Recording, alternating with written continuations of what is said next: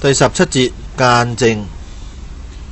第一點，間症係一種發作性精神情志異常嘅疾病，其臨床特徵為發作性精神恍惚，甚至突然間撲倒，分不知人，口吐言沫，兩目上視，四肢抽搐，口中如作豬羊叫聲，兒時蘇醒。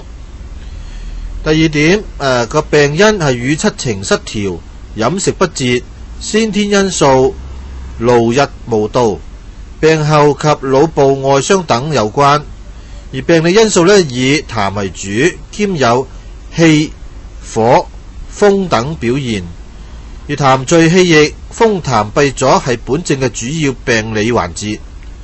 久病則心腎虧虛。第三點，本症嘅辨證主要在於分辨邪症嘅盛衰、痰濁嘅深淺、兼火同風。初病多實，而久則標實本虛。而第四點，風痰閉阻症、痰火內盛症、心腎虧虛症等特點及虛實之間嘅相互關係。第五點，治療當依其邪症盛衰、標本緩急而有別。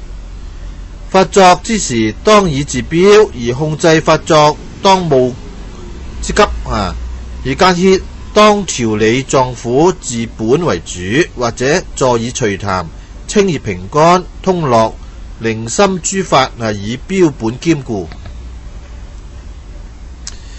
常用嘅治法。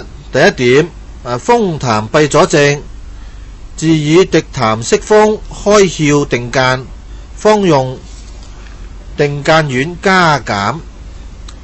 而第二點，痰火內盛症，就治以清肝瀉火，化痰開竅，方以龍膽瀉肝湯合滴痰湯加減。而第三點屬於心腎虧虛症，治以補益心腎，就健脾化痰，方以大補元煎或者六君子湯加減。而第六點，間症同中風、厥症呢啲嘅類症鑑別。